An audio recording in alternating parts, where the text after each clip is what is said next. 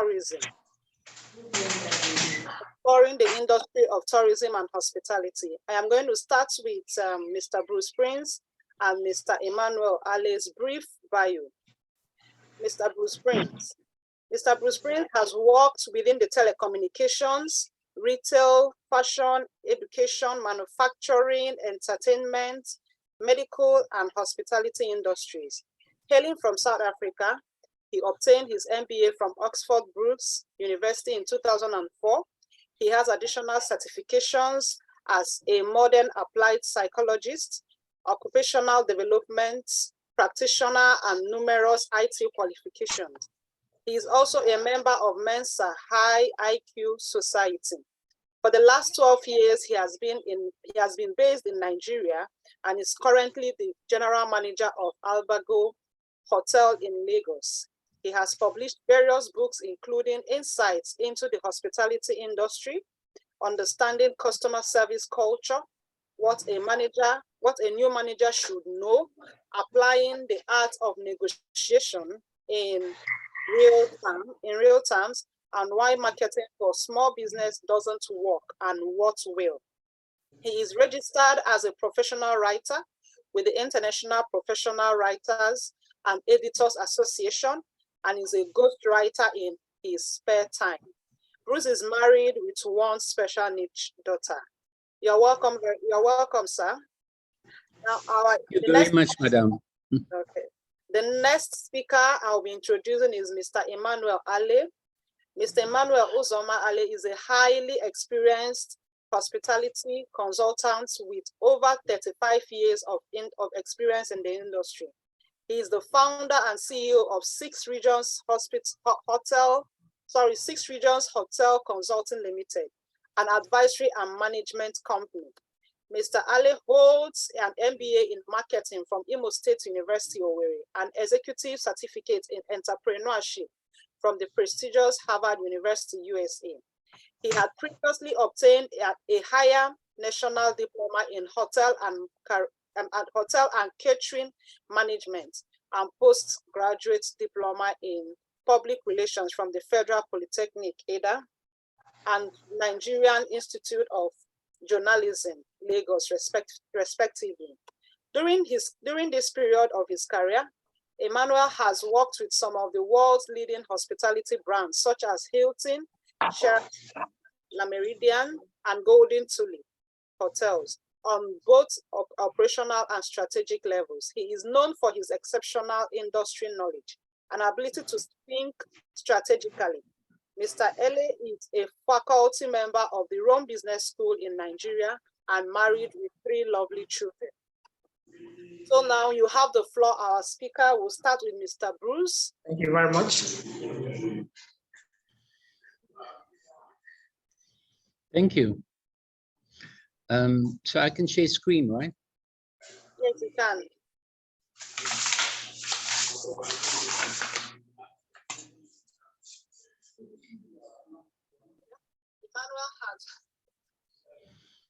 Can you see my screen?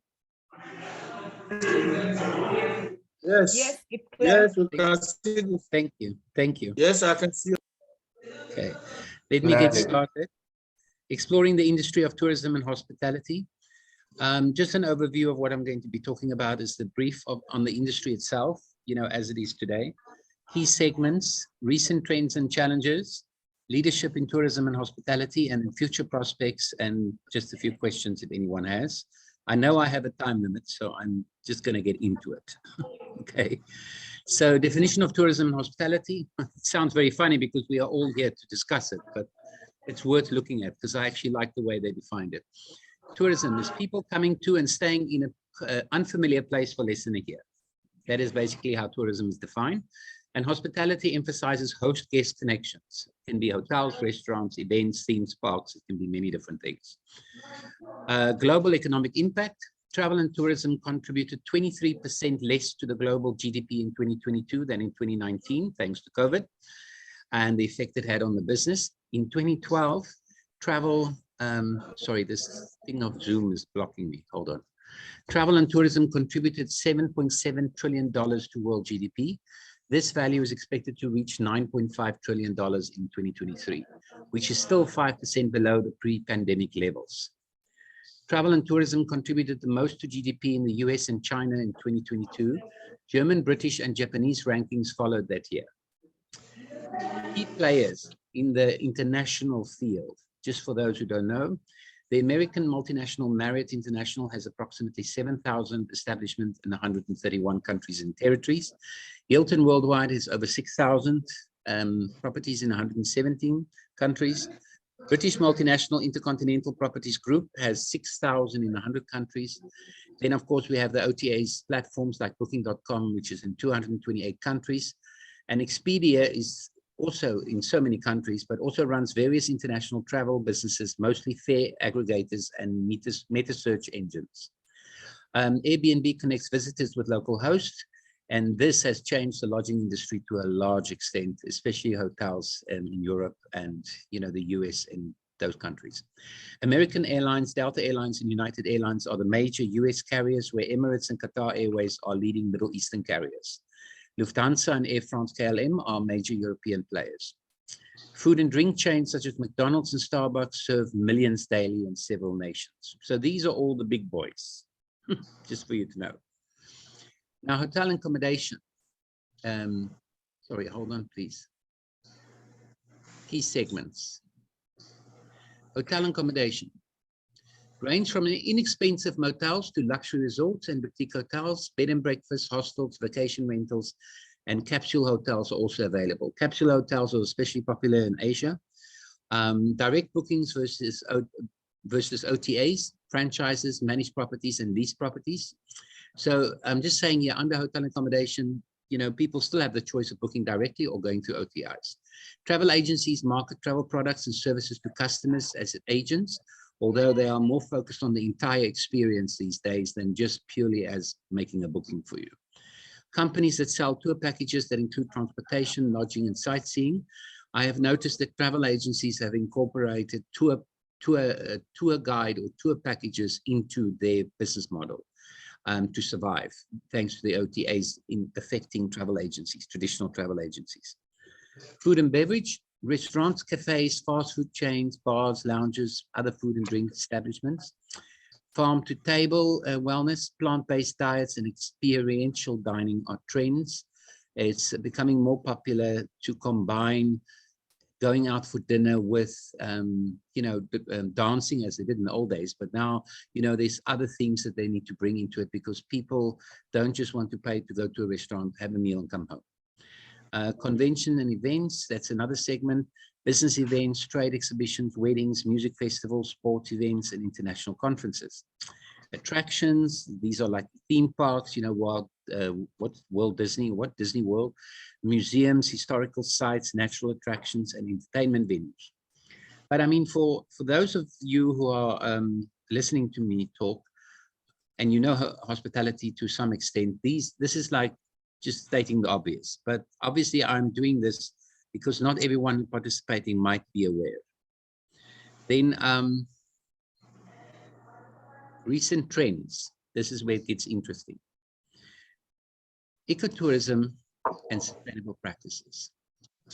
The definition of ecotourism is responsible travel to natural regions that conserves the environment, supports local well-being, and involves interpretation and education. Sustainable practice examples include hotels using local organic produce, water-saving methods, and trash minimization, in other words, waste management, and tour operators offering eco-friendly activities like coral-friendly snorkeling. Benefits include protecting local cultures and habitats, boosting local economies, and giving guests a unique experience. The next trend is rise of solo and experiential traveling. Solo travel, where people traveling alone seeking a personal experience instead of going with a family or a partner. The rise is due to confidence. People are more confident to travel on their own these days. Flexible itineraries, because when you're on your own, you can make your own decision where you want to do and where you want to go. Self-discovery. A lot of people are traveling because they're more self-aware and want to develop their personal character and experiences. I mean, if I can go off topic here for a moment, the best defense against prejudice is education and travel. So this is exactly a good example of why people are traveling. And more solo travel options. Travelers want engaging local and transformative experiences instead of just simply sightseeing. Thanks to the fact that the internet and the World Wide Web has made everything accessible. You know, if I want to look at the Arc de Triomphe, I can go look at a photo of the Arc de Triomphe. But so it's not as appealing to me these days to go and look at the Arc de Triomphe. But, you know, going there and walking around and experiencing the culture around it, it adds more value to the experience. Technology personalizes experiences. That's another trend. Hotels and airlines are employing artificial intelligence for chatbots, customized offers, and fast check-ins. Hilton's Connie robot informs guests about tourism, for example. Attraction and tourism boards provide virtual reality tours and AR-enhanced experiences. The British Museum employs AR for interactive exhibits. So basically, you can actually attend the British Museum without being there. Big data and analytics companies are using customer data to customize packages, promotions, and services based on a customer's travel history. Airline may even offer unique deals. Smart hotels, well, actually the term they use is IoT, but that's too complicated to explain. So I'll just say smart hotels use technology to auto-adjust room temperatures and lighting to guest historic preferences. So the hotels are getting so smart now that they can even remember that last time you stayed in that room, you liked the temperature to be this, you liked your hot water that way, you like these amenities in a room. So now it automatically does it. You know, it even tells the staff how to set up the room for you. Challenges, environmental issues and climate change. The rising sea levels endanger coastal attractions such as Miami, the Maldives, all these other, even Bali, Bali and, you know, many islands in the Pacific, while shifting weather affects skiing. Some of the mountain caps are melting or not snowing enough. That means it's affecting the skiing industry. Global CO2 emissions from air travel are significant. They're adding to the carbon footprint. Sustainable tourism reduces environmental effect made by hospitality and tourism. So if hotels are more sustainable aware, they can actually help.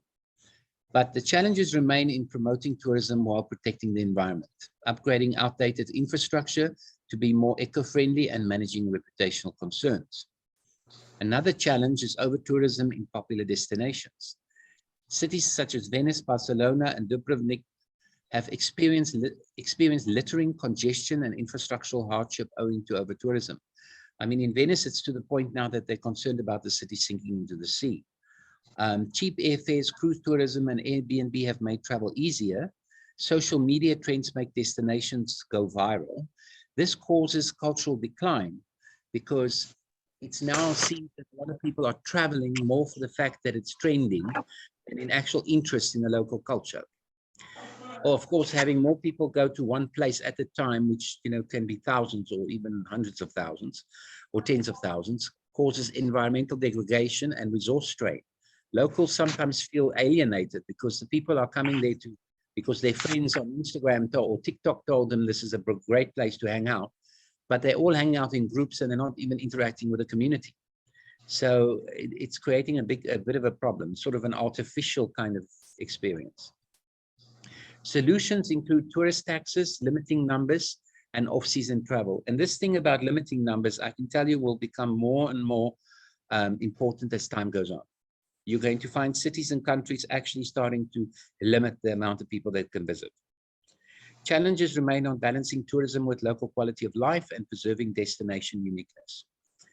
Another main challenge is digital disruption and online platforms. The online travel agencies let travelers book flights, hotels, and activities, which impacts the traditional agencies, as I said earlier about travel agencies.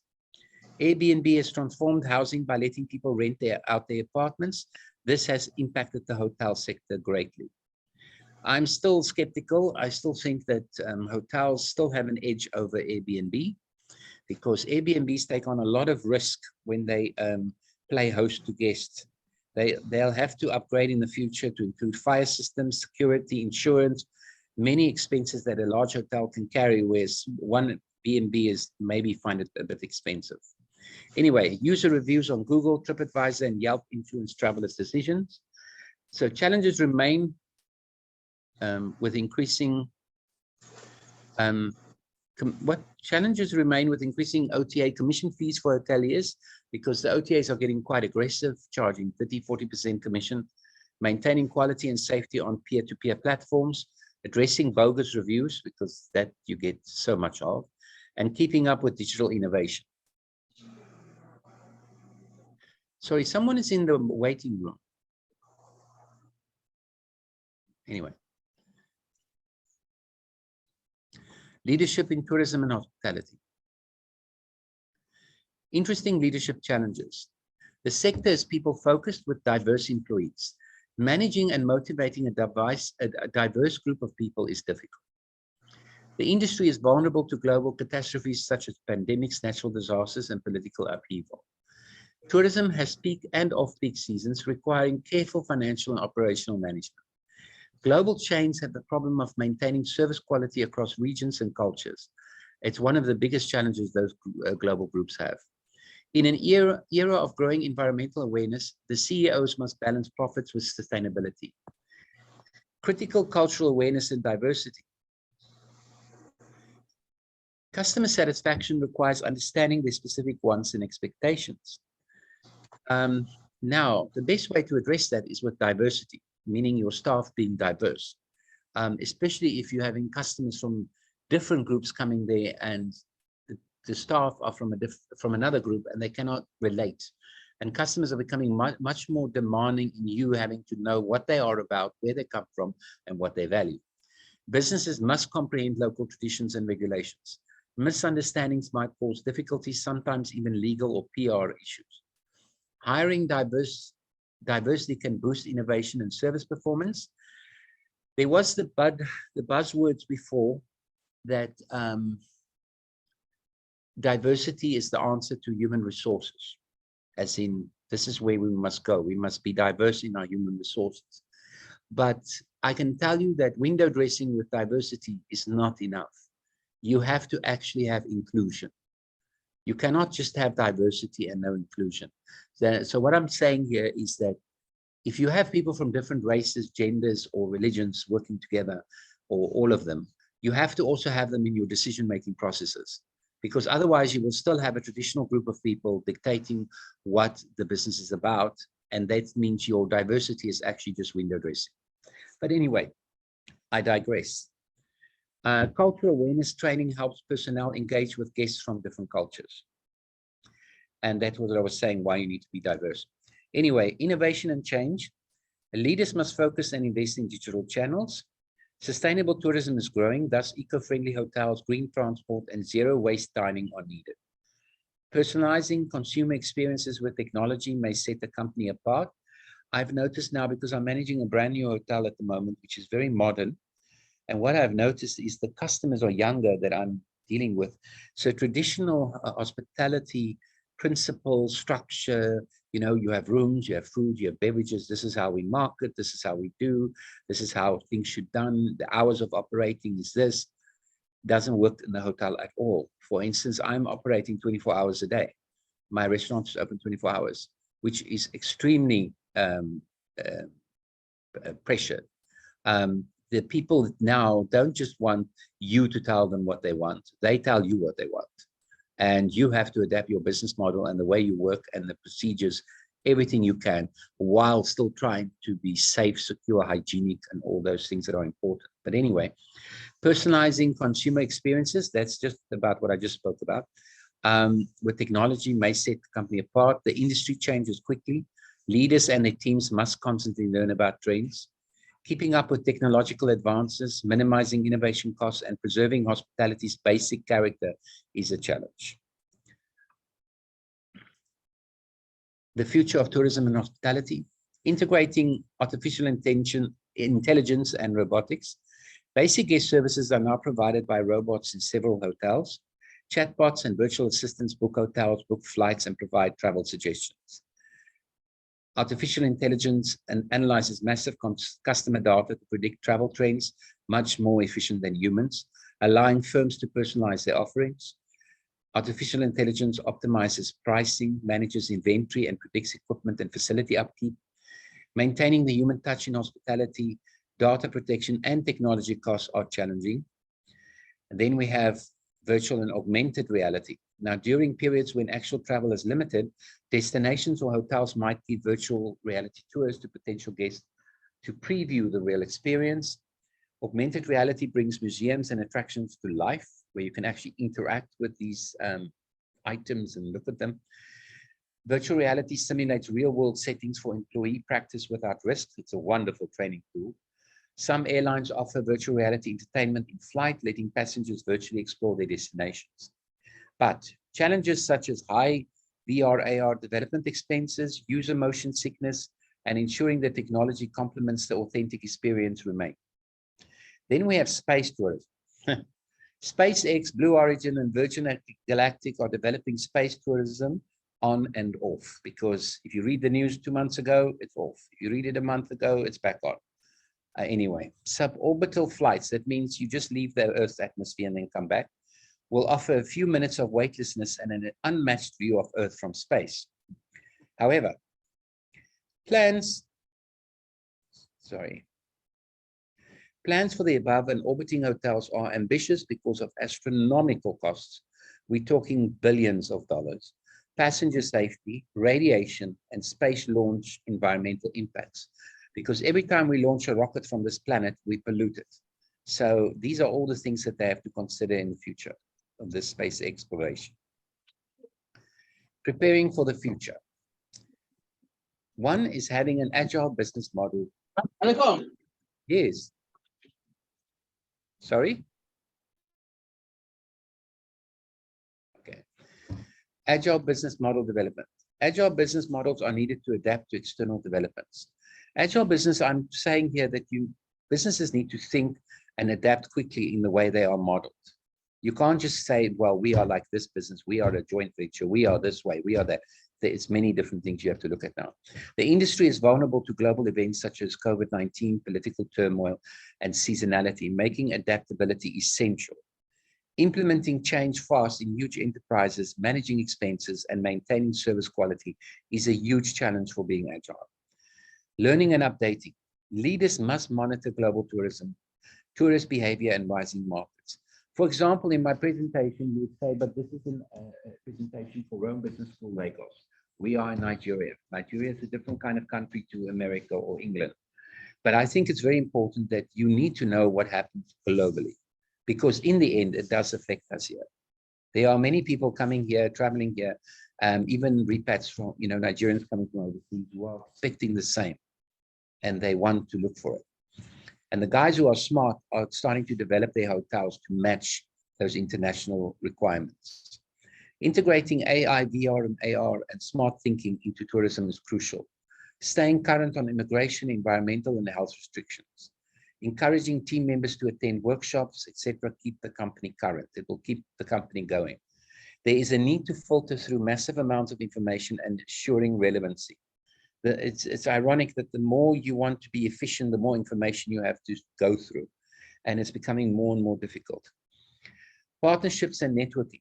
Hotels may work with local tour companies to offer unique experiences. That's very old-fashioned, but hotels are even starting to work together, even if they're not even the same owners, same businesses. I know in Europe, for instance, you will find 3 different hotels in the same street who are actually helping each other book. If I'm full, you get the booking. If I can't take this group, I send it to you. They are competing with each other, but actually they are no longer doing that. They are now actually working together to attract people to their area.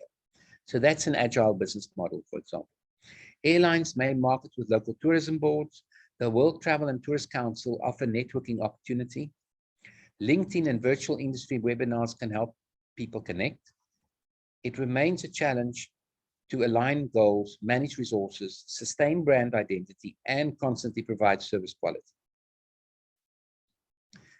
Any questions?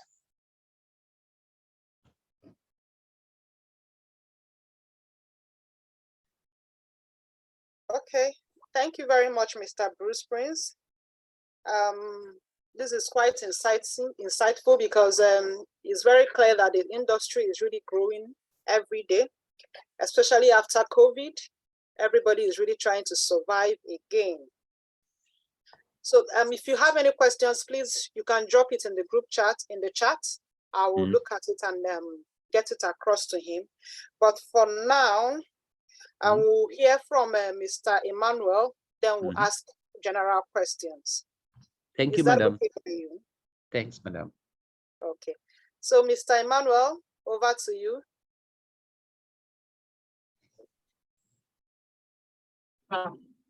They put women in the day work. Work hours being questions. Madam. Emmanuel, I think you should unmute yourself. We can't hear you.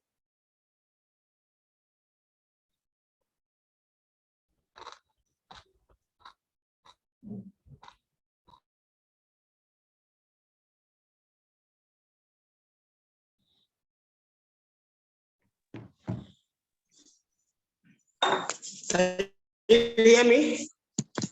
Yeah. Okay. It's getting better now. Right. Please can they share my slide? Okay. Yeah, okay. I want to take in a special way Mr. Bruce Payne. He has dealt very well with the global tourism and hospitality. For the purpose of this program, I will definitely narrow my own to Nigeria. So, and I want to see how it has been in the past and how it's happening now, and then where we are going from here. So today I want to talk about the historical highlights of tourism and hospitality in Nigeria, more especially. Let us be aware that this industry started far back during the British colonial rules. Nigeria was marketed as a destination for adventure and safari. And I want you to understand clearly that this Nigeria was a destination everyone want to be. However, we had a lot of tourist attractions that brought quite a lot of visitors, mostly on leisure and sometimes on business. Like the Yankari Game Reserves, the Obudu, the Obudu Cattle Ranch, the Danre Hills, just to mention but a few. In 1960, Nigeria gained independence, followed by massive investment in tourism and hospitality. That means that post-independence, there was huge investment in the areas of tourism, followed by its brother or sister, hospitality. In 1976, just to let you know how the government of then took it very serious, there was this NTDC, Nigerian Tourism Development Company, was established to follow up with the development of tourism and hospitality in Nigeria. However, during the economic boom of 1980, massive investments followed. There were a lot of investment and infrastructures in tourism. And that was the time the coming of the new multinationals like the Sheraton, the Hilton, the Meridian. And it was very, very, very interesting in those days.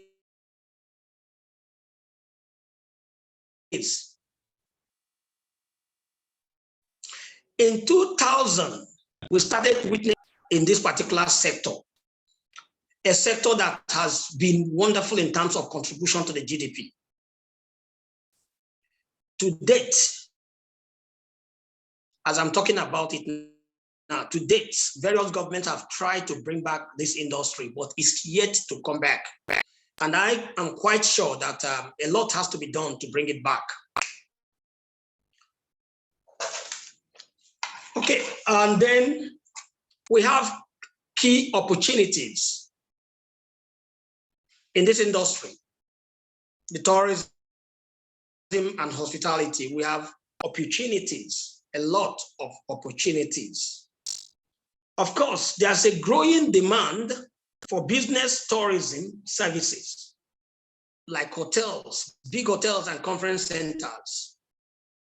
Nigeria cannot host a very massive event right now because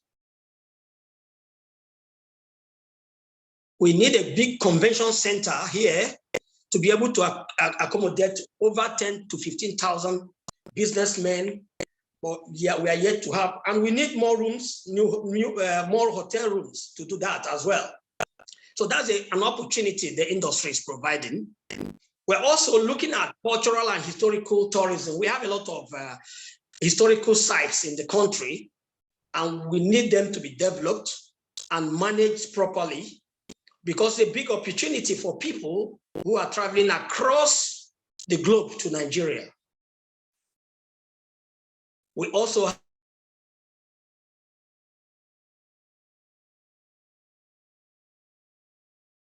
have big opportunity in ecotourism.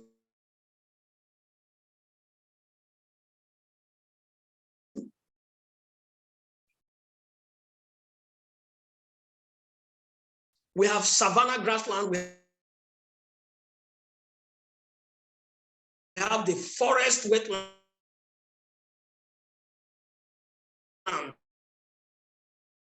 and the coastlines that provides an opportunity for tourists. So ecotourism is yet an untapped area.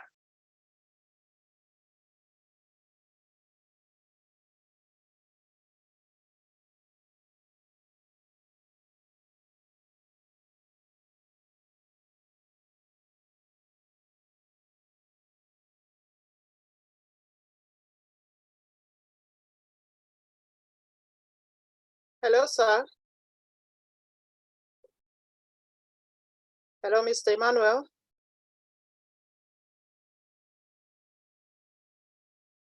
Hello, Mr. Emmanuel.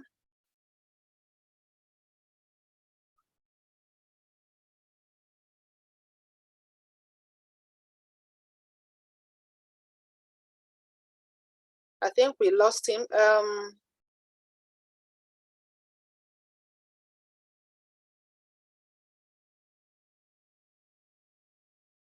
Didactic, please, can you continue to, I'll read up while he joins us.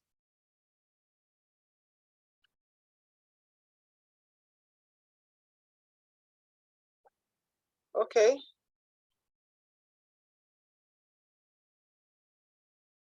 Yes. Justin, are you here? Yes. So can I continue before while he joins in? I don't know. I think his network is having a challenge. Yes, obviously. So I think he's trying to join in. He should be in. Okay.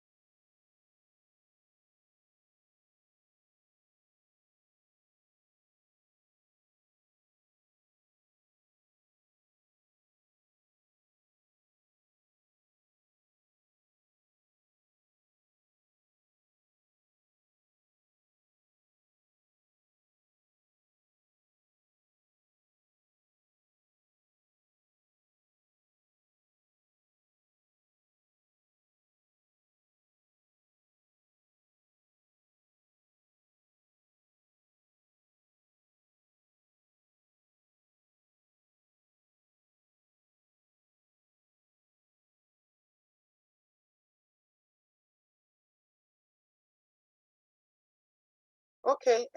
While we wait, I can continue with it. He's my lecturer, so I believe he has taught me well. To continue with the presentation while he joins in later when his network allows him. So he was talking about increasing domestic tourism, the domestic travels within Nigeria. We all know that our tourism industry within Nigeria isn't doing so well now. Then we have large growing youth population. There are so many people that are coming up now.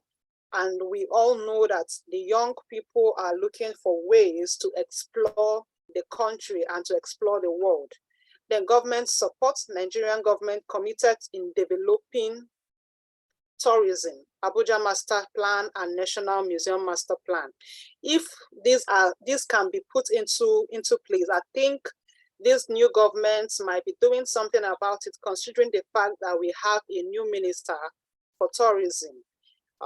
That's something that has never happened before, but at least with we having minister for tourism, maybe something good might come out of tourism soon. Then strategic locations, Nigeria's strategic location in West Africa makes it a travel hub in West Africa. Nigeria is quite, has so much to offer. We have so much to offer. There are so many sites that we can look into. There are, if you go to Lagos, there are so many places. In Enugu, there are so many sightseeing, natural habitations.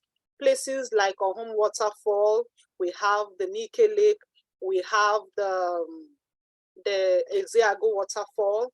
If you go to Abeokuta, we have them. There are so many of them, but we are yet to explore them. There is the Ankara Game Reserve, which is deteriorating every day. So if the government can really put interest into that, I think our tourism industry will go a long way. Going to Jos, there are so many things you can explore over there. So we can't look at tourism and not look at the importance in Nigeria. There is a whole lot of economic growth that comes with tourism. There are so many countries that benefit and live on tourism. We have Dubai, for example. We have Singapore that are doing very well in terms of tourism. We have Tanzania, and inside Tanzania, we have Zanzibar. Zanzibar is doing wonderfully well. They are doing so much. Yes, Olumorok, somebody said Olumorok in Abeokuta. There are so many economic growths that tourism can bring into Nigeria. You can imagine when so many other people from other African countries and Europe, US, Asian countries are coming into Nigeria or West Africa for tourism. You can imagine what that would bring in.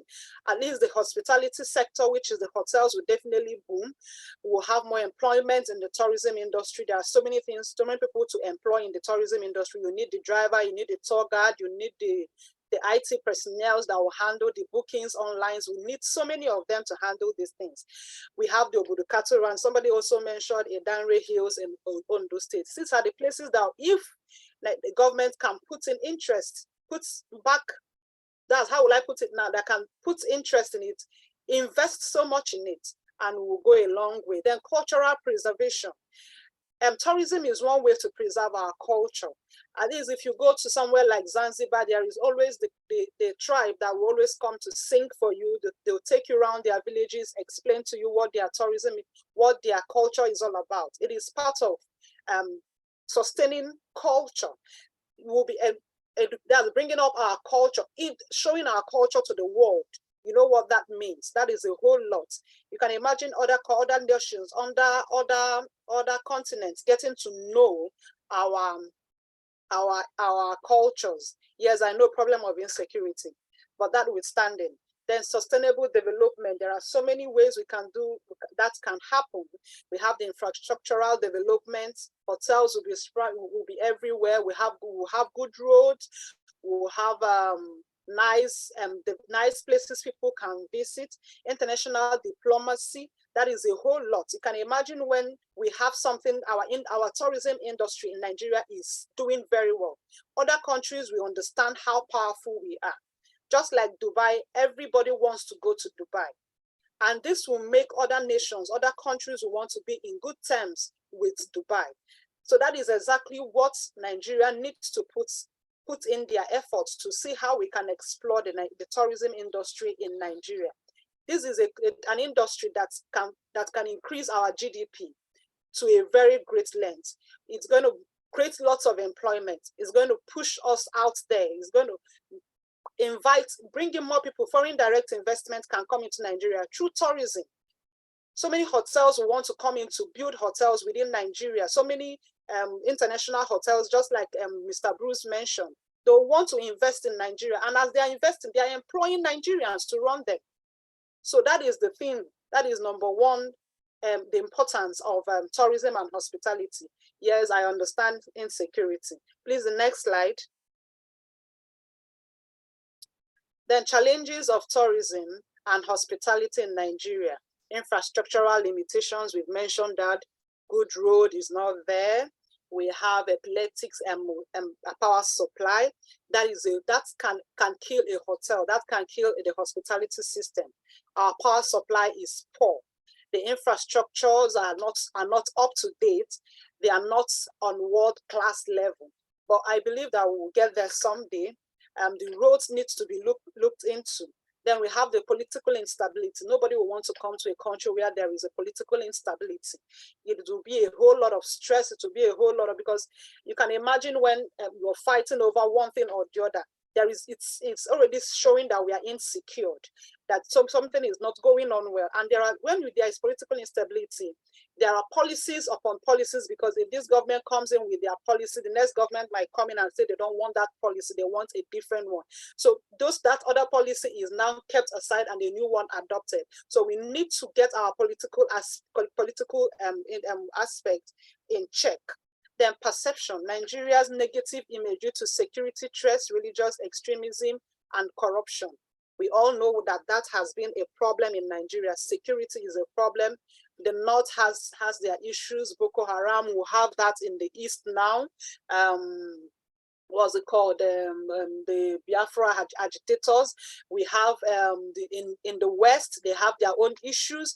So you can imagine what that means. And these people that are going to invest in this tourism are seeing these things online, because the world has become a global village. They are seeing these things online. They understand that these are the things that are happening in Nigeria. Even we that are in Nigeria, we are not even safe to travel to. If I'm in the East, to go to Lagos is a problem because I'll be scared. If to go to Abuja is a problem because I'll be scared of going by road.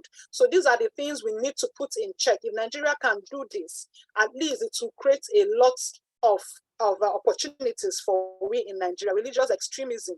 So you can imagine when you start up something, a good like when you in Jos, we have the Sherry Hills, and then you get that place, invest so much into that place, and then somebody comes in and tells you, you don't do this when you are here and all that. That's extremism, and it's not helping matter. Just like Yola has a beautiful desert, very beautiful desert, but I don't know how we're going to explore that side of the North. Then we have the skill gap. Yes, there are so many of so many Nigerians that are. But anyway, I believe that when the industry expands, that so many people will go back and study and understand what is required in tourism and hospitality, because the skill gap is a major problem, no doubt about that. So many of our graduates aren't employable, and those that even study the tourism and hospitality are not even in the industry. They are elsewhere searching for greener pastures. Security threats, we've already mentioned that. Environmental degradation, sustainability. Environmental sustainability is a problem. You see everywhere cans. People are no longer taking care of our environment. For you to maintain a tourist site, the environment needs to be well taken care of. It needs to be well taken care of. In Ingo Waterfall here in Enugu, the environment is not encouraging at all. So that is number one problem. Then lack of funding. The tourism industry needs a lot of funding. There are so many people that want to even get these sites working, get these tour sites doing well, but there are no money. There is no money to do that. The funding is very poor. Then competition with other African destinations. We have lots of competition. We have Mauritius to compete with. We have Seychelles to compete with. We have Zanzibar to compete with. We have Kenya to compete with. We have Rwanda to compete with. We have South Africa to compete with, even Zimbabwe. So we need to up our game in Nigeria. We are the giant of Africa, and we need to look into that. Then unpredictable exchange. This is one of the major challenges we are having in the tourism and hospitality industry in Nigeria. Outsiders, Europeans, that are coming into Nigeria, or Americans that are coming to Nigeria, they will be paying us in dollar. And you can imagine when every minute you are telling them dollar is up, dollar is down, dollar is up, dollar is down. It doesn't portray us in a good light. So we need to really look into the exchange rate. It is affecting the tourism industry. I own a travel agency and I can tell you that it's a major problem. Then inadequate policies on tourism, poorly formulated and implemented. Yes, at least with the new minister, we are hopeful that something good is going to come out of it soon. The next slide. Then way forward. Infrastructural development improvements. If we can look in, we already talked about that. Good hotels, good road, better hotels, more hotels, not just good hotels. There are good hotels in Nigeria, but we need more of it than the better ones. Then we need good roads, good access routes to these store sites. They are very important. We need power supply. Power supply is of great importance because you can't run a hotel on diesel. You can't run a hotel on generator. It won't work. They'll be running at loss. So there is a whole lot of things we need to put into place to get our tourism industry moving. Then diversification of offerings such as business, health, culinary, adventure, and cultural tourism. This is something that we need to look into. We need to look into that. There are so many businesses in Nigeria that can attract others to come. Then the health sector. India is number one. Is almost number one when it comes to health tourism. People travel. There is what they call in tourism. They have health tourism. People travel to India for health, and that is called health tourism. So you can imagine if we have good hospitals in Nigeria, other African countries will be coming to Nigeria for their health to be checked. And that is called health tourism, where we'll be making money from there because they'll be lodging in the hotel, they'll be using our hospitals, they'll be paying the bills here in Nigeria. Then the culinary adventures, we need to expand, not just with is Mr. Emmanuel here? Not just the culinary, not just the Nigerian delicacies. We should also explore other African delicacies too. And we also project our own delicacies. In the north, there are so many delicacies that we are yet to explore. In the east, so many of them. In the west, so many of them. Then you now go to the south, you can imagine they have so much to explore when it comes to seafood. So we need to project these things out. Hello, Ms. Gloria. Okay. Thank you so much. You are doing a great job already. Thank you, Mr. Emmanuel is in now. So okay, I think we can just, Mr. Emmanuel.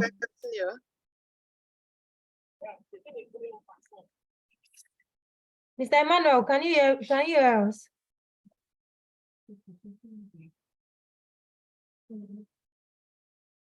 Hello, sir.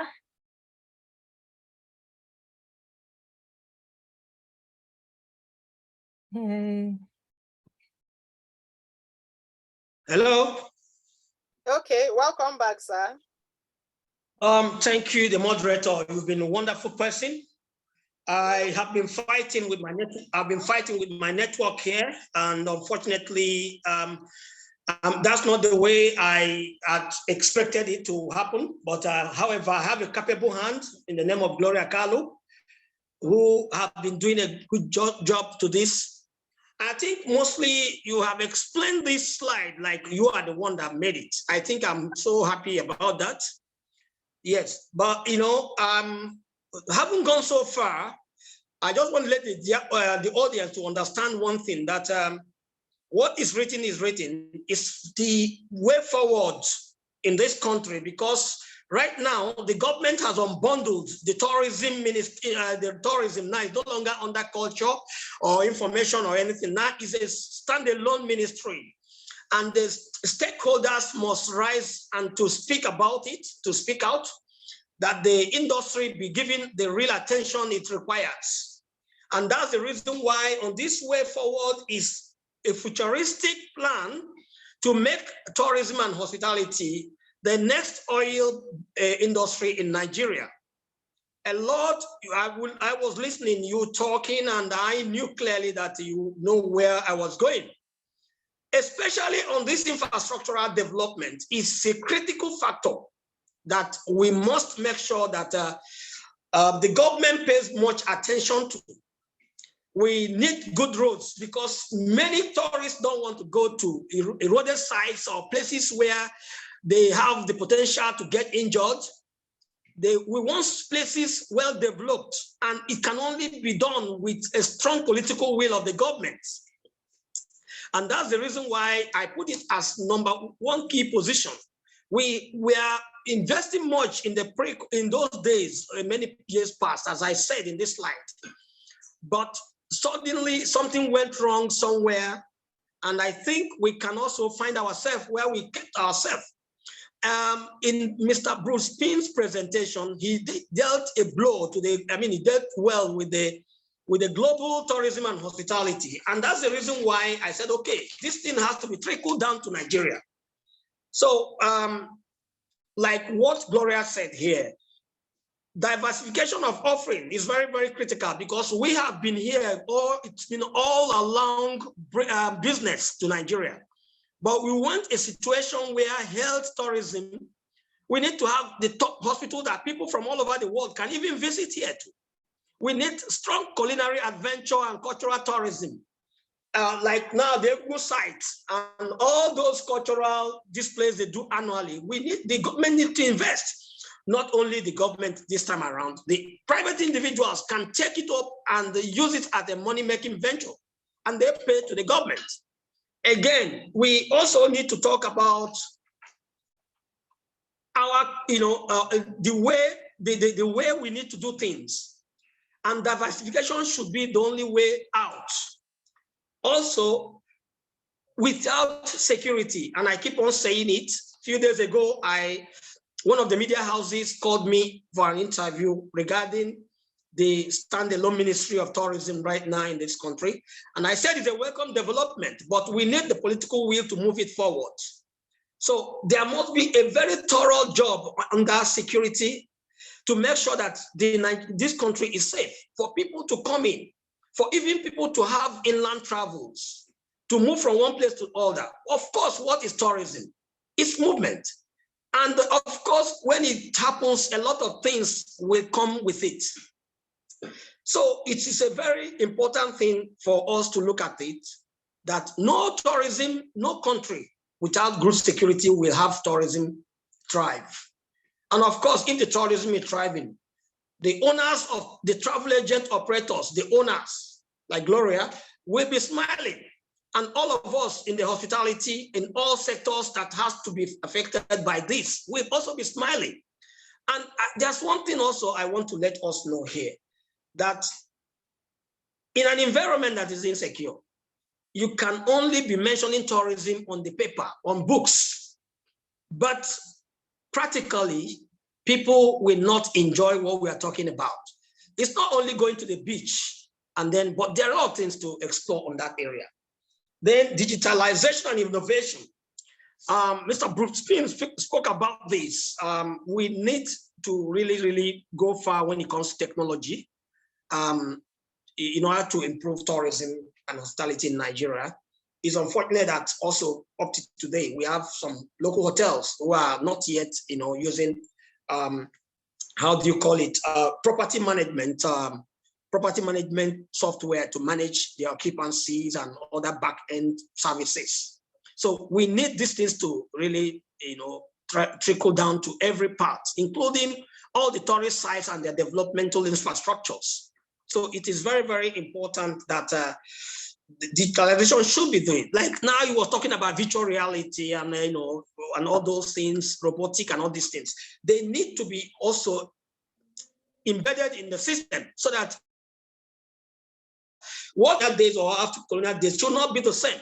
Things will have to move from one level to the other. So while we are increasing in technology, it should trickle down to hospitality and tourism. Again, skilled workforce is very, very important. That's the reason why a lot of companies, a lot of universities are offering hospitality and tourism as a course, including our dear own business school. In those days, I studied hotel and catering management. It was only few schools, no university was offering the course. So it was only few polytechnics, and it became the fact like when people see you study hospitality, they say, oh, you are studying a woman course. But today, the awareness has gone beyond measures that this is the way forward. So in hotels, in all the tourist infrastructures, all the areas that we need people to work, we need skilled workforce, people who are trained and understands how things are, move. Also, effective marketing promotion. The industry should be marketed, not like, it should be like a product. It should be marketed very well, not only above the line, but below the line as well. But of course, social media has taken the space these days. So we also need quite a lot of development in the areas of social media to promote destinations within the country. Don't forget that, like you said, when you were making, there is a competition in the African destination now. Rwanda, a lot of people want to go to Rwanda.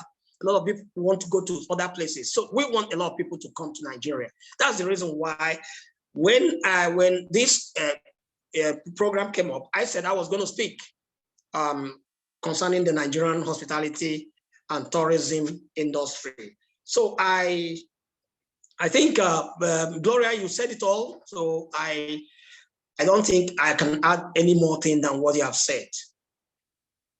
Okay, thank you so much, sir. Thank you so much.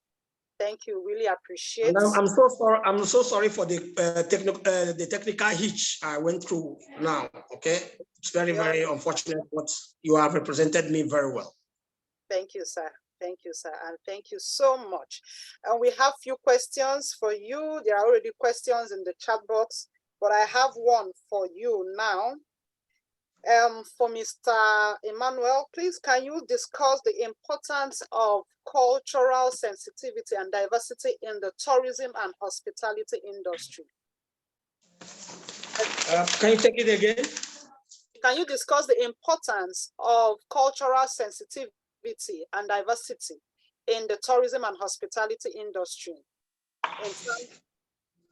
Right. Okay. Yeah. We all know that Nigeria has different cultures, and the reason why tourism must be given the right attention it requires is it brings cultures together. It brings different cultures together. It makes people to feel as one. The diversity is great, but we need to reason as one person. And by having this cultural diversity, it means that we can learn from other people. So culture will bring. Can you hear me? Right. Yeah. Okay. Culture can only bring people together. Can you hear me? Yes, we can hear you. Go ahead, sir. Okay. So that what is important is to bring people together, to promote brotherliness, to promote one nation, one destiny. And that's the reason why we must also give cultural tourism a very good place here, so that people from different diverse backgrounds can understand each other. And through this kind of thing, agitations will go, because tourism should be a center point where people from different backgrounds meet and become one person. So that is the reason why it should be given that opportunity. It's an important areas of tourism.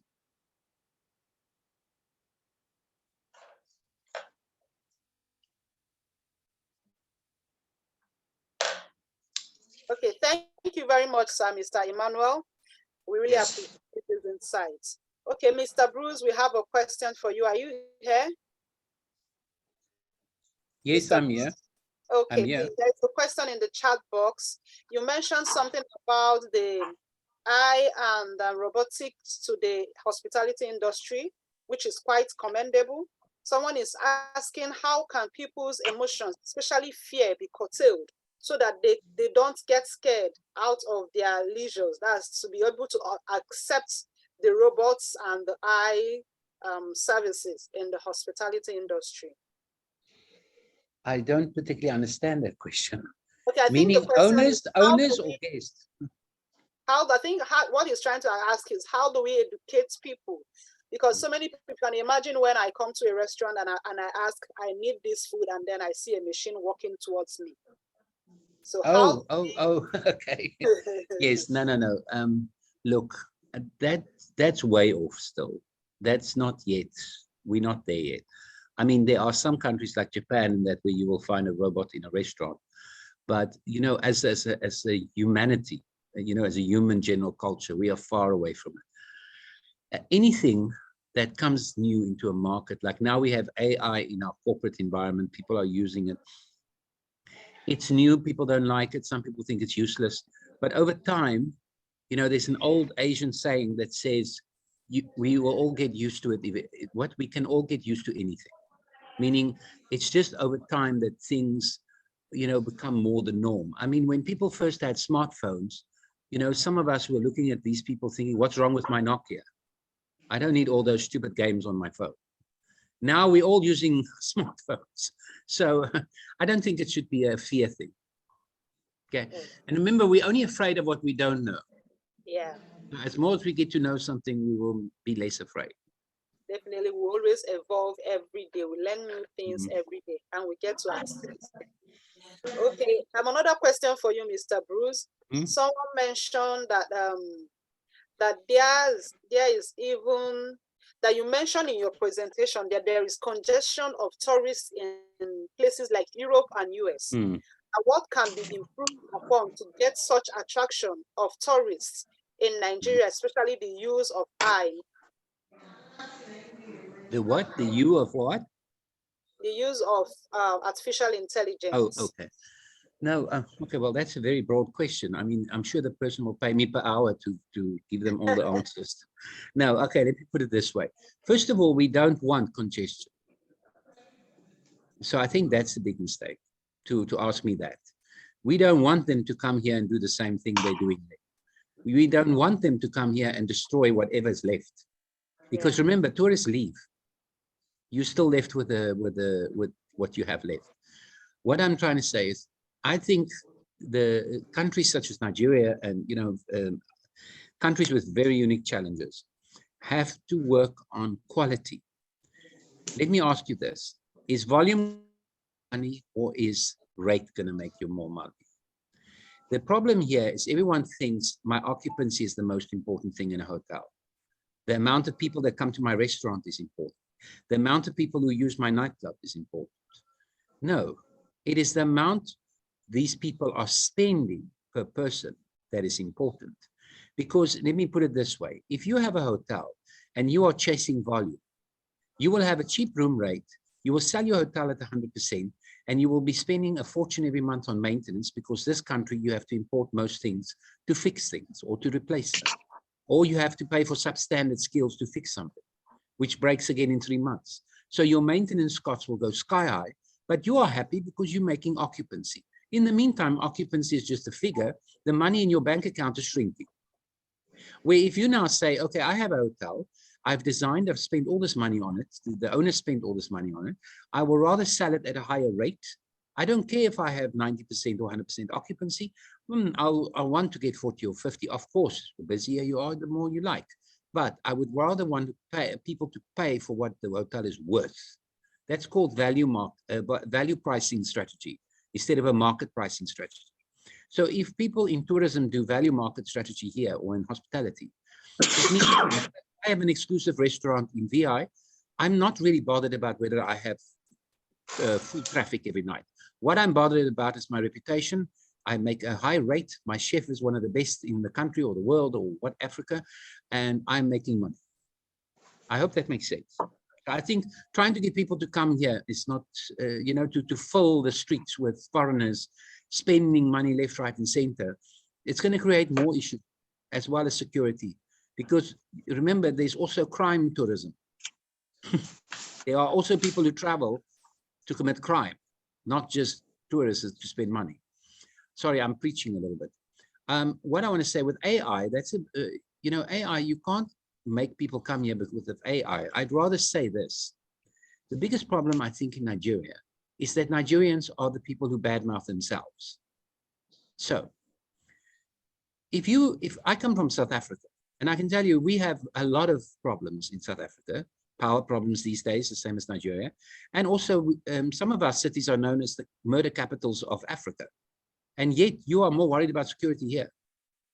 As you're saying security is your problem. But if you think of South Africa, you remember the adverts you saw of Table Mountain, Nelson Mandela, the soccer stadiums, you know, all the traditional outfits, all the beautiful places in South Africa. It's because the country markets itself. Nigeria does not market itself. I never knew there was a ranch until I came to Nigeria. The what Oru ranch, whatever the thing's called. I've never heard of it, and I'm 50. I only heard it when I came here. I didn't even know that you had wild animals. Do you understand? Sorry, I'm preaching, but anyway, I'm just trying to say. Yeah, I know. I understand. Your tourism minister, your new minister of tourism's biggest job is to create Nigeria.com. That people can actually get to know the wonderful people that are Nigerians. Yes, you have problems, but remember, I'm a foreigner. Even if I'm not JJC, I've been here 12 years, but I'm a foreigner. And I can tell you, there are many things to Nigeria that are actually blessed. But everyone likes to list their complaints as excuses all the time. So there, I've stopped preaching, madam. Thank you. Thank you so much. Thank you so, so much. Okay, Mr. Emmanuel, someone is asking if they want to go into the travel industry, the tourism industry, that how can they find their way around it, especially in the hospitality and tourism industry? For me, the first thing one has to do if you want to venture into a particular industry is to get educated on that industry. First of all, you must know the rudiments. I mean, the rudimentals. If I have to give you my own example, I studied the course. I have worked to the fiduciary level in the big time multinational hotels.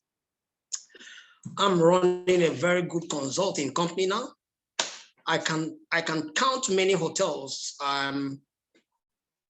restaurants I've been able to bring back into a competitive market. So my advice to the person is at first, if you did not study the industry, like acquiring a degree or whatever inside it, you can also seek for employment in the industry. But it's very important that you notice that you might not get to the top first. You have to start from the level where you can learn to the top. If you would have that kind of patience, that is good. But if you studied hospitality and tourism, of course, you can go into it, you can get a job and start from middle supervisory level, and then you grow up from there. But if you said, okay, I have money now, I want to go into the industry, I build hotels or whatever you want to do, you also have to get educated or get consultants to tell you exactly what it needs. Because one thing is to put the hotel down, another thing is to how to measure your numbers and how to know that your industry or whatever you set up is moving. So my own is get educated and go in from the basics and then grow from there, so that when they are singing a song, you will not be singing the opposite. I hope I answered that question to the guy. If he's not really clear of what I said, I can also get to him privately to talk to him. Okay, thank you so much, sir. Thank you very much. Mr. Bruce, over to you on that too. What would you advise prospective investors in the hospitality industry, especially in Nigeria? We would like to have your... Okay, I didn't know that question would come up. Well, the first thing I would advise them is to fire their friends. Because I've noticed with owners in this country, investors, that everyone has got an opinion about how a hotel should be managed and how a hotel should run and what guests want. What they don't realize is that people's needs are different and experiences are different. If you're someone who travels to Dubai because you can afford it, you are used to a certain amount of luxury and a certain amount of services and stuff that you find in Dubai. If you're someone who's never traveled out of Nigeria, you don't even think of those things. If you're someone who likes to go to England, you have a different experience. So how can you now judge that the Nigerian market or people coming here will want the way you want things?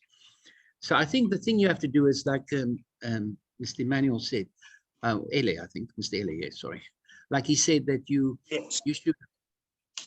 should focus on first getting to know the industry and understand it, and then you should design your product. And your product must be what it is and what you want it to be.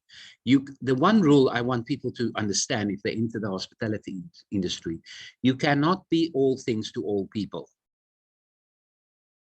You cannot be all things to all people. Yeah. That means that's why you find many hotels here where owners have overcapitalized. Because what they do, they built a hotel with 20 rooms and a pool and a little bar, and it was fine. And then, of course, because the way they manage their team, which, by the way, your staff are the most important asset in your hotel, and if you mismanage them, you will know it. But anyway, they mismanage their team, things happen, whatever, they're not making money, quality drops, people leave. So now they go and build a rooftop bar because some friend said to them, a rooftop bar is going to bring people there. So for the first 3 months, the rooftop bar is busy, people stop coming. Okay, now I'm going to build a jungle gym for children. I hope I'm making a point. So Yes, what they're doing is they're overcapitalizing, confusing their product. You know, the old thing is, know what you know and do it well. There's no reason to add things. Novelties and gimmicks never sell anything. They are quickly boring.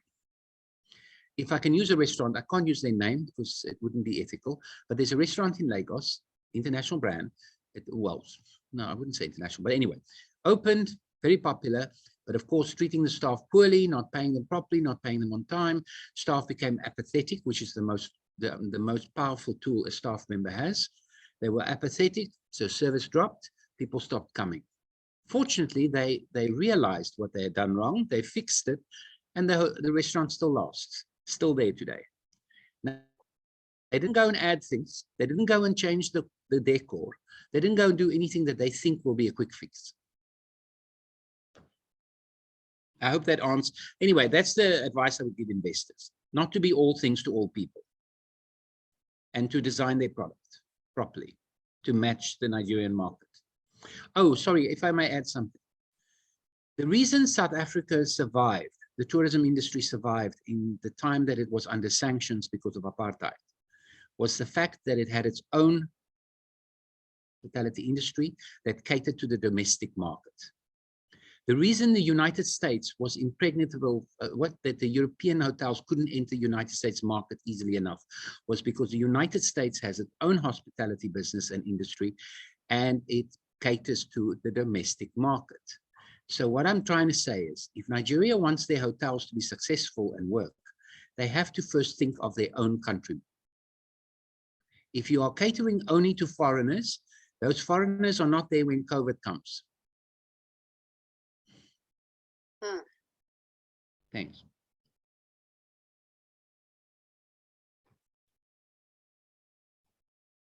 Hello?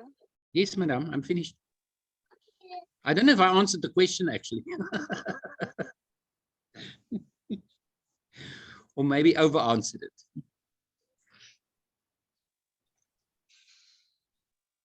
You did very well, and it's obvious that we have a long way to go, especially with investors in the hospitality industry.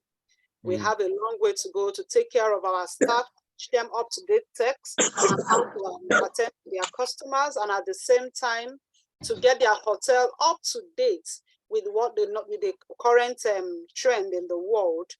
And at the same time, we are Nigerians. I believe everybody here are Nigerians. At least you heard what Mr. Bruce said, that we need to start projecting our country online as a very good and conducive place. Because your wall, you don't know what anybody, who are following you on your social media handle. And then every day you keep talking ill of Nigeria, you keep saying this or saying that. Every country has their own problems, but still they find a way around it. So we need to do better as citizens of Nigeria. Yes, we have our problems, but we don't sing our problems out there. we'll find a way around it, and then we'll get it working. And I believe with the new Minister for Tourism, we'll go a long way.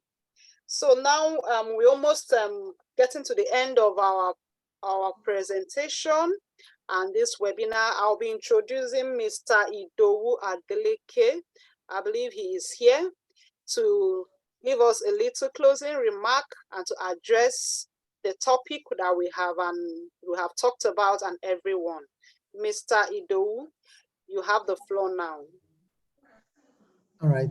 Good evening, everyone. It's been a wonderful time on this section. Our sincere appreciation goes to the speakers for their wonderful contribution to the success of this webinar, and also to the moderator. Thank you, everyone, for your time during this section. My name is Idowu Adeleke, the Key Account Manager here at Rome Business School, the Admissions Office. So, Rome Business School is a managerial training institute with its main campus in Rome, Italy, and satellite campuses in strategic locations all over the world. So one generic goal for us at Rome Business School is to build business managers, okay, individuals that are outstanding and they have the authority to manage businesses in different phases. And to achieve that, we have the Business Leadership Development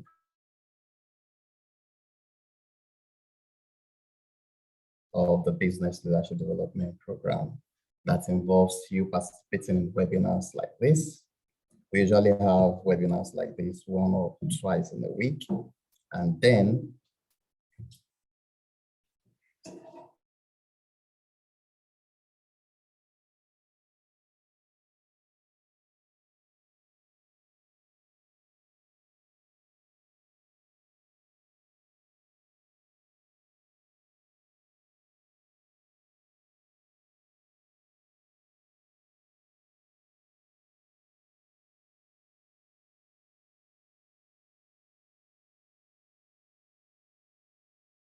Mr. Idowu, are you here? We can't hear you. I think network logged him out. Yes, apologies for that. I was stripped off. Okay.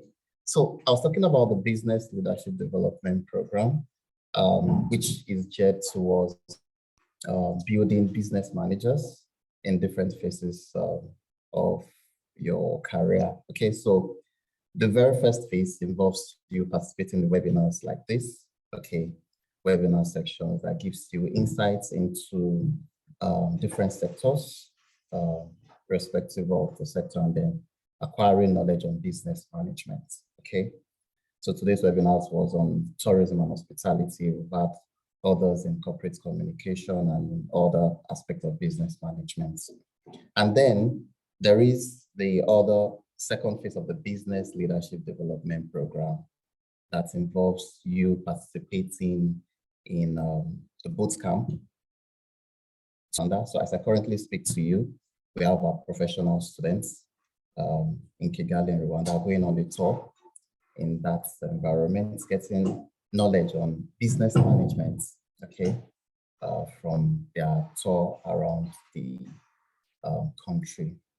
Also, they'll participate in the business practice lab, okay, whereby you'll be in a combined virtual class with other professionals from the main campus, that's Rome, Italy. Okay, and then there is opportunity for you to join other professionals on the international boot camps, the one to Kigali, the one to Rome, Italy, and then also the one to Canada too. So these are many other events would actually shape your experience with us during your one-year master's program. Okay, so for our prospects that are on this section, you have the opportunity to actually make a decision about the different master's programs that you must have applied for. So the seats are filling really quickly. We have just a few weeks to wrap up with the recruitment process for the October 2023 intake. So you can reach out to Ross via email for further clarification. enrollment at romebusinessschool.ng. Okay, and you can also reach via phone calls. Okay, so you can reach out to your different admission advisors for further clarification and then for further guidance. So thank you all for your time during this section. We wish you the very best. Okay, thank you very much, Mr. Do. Thank you so much. Okay, we'll be introducing we'll be calling back Miss Justina to take our closing remark. Miss Justina, please, you have the floor. All right, thank you so much, Miss Gloria. Thank you so much for moderating today's event. You did more than just moderation today, and it was a good time. I'm sure that everyone on the call really had a great time during this. It was an interesting discussion and also very insightful. So we want to appreciate our speakers, Mr. Emmanuel Ele, for the insights that you have shared and also for sharing from your wealth of knowledge about the hospitality industry. And also Mr. Bruce Prince, thank you so much, sir. Thank you for sharing your knowledge with us also. It was an insightful session for everyone on the call, I must say. All right, so thank you everyone for joining. For those who are yet to sign in the attendance, you can, if you're not seeing the pop-up, you can log out and log in again. I'm sure the attendance has been launched and is still on. So Mr. Bruce Prince is on LinkedIn as Bruce Prince. For those of us that would like to connect with him, same goes for Mr. Emmanuel Ele. You can connect with them on LinkedIn, connect with them. I'm sure that you might want to also still continue some of this conversation, so you can connect with them. And also Mrs. Gloria is also on LinkedIn, Gloria Kalu, right? Miss Gloria, please confirm your name on LinkedIn again, or you can just drop your URL in the comments session so that we can connect, they can connect with you. All right, so on behalf of Dean, Professor Ragusa, Antonio Ragusa, and also our president, that's the country director of Rome Business School, Dr. Humphrey Akanazo. We want to appreciate everyone for joining the call. Thank you so much for your time. See you again in the next session. Thank you. Thank you. All right, thank you. Thank you, everyone. Thank you. You can find me at Gloria Chidubem Carlo on LinkedIn. Thank you. All right. Okay, thank you.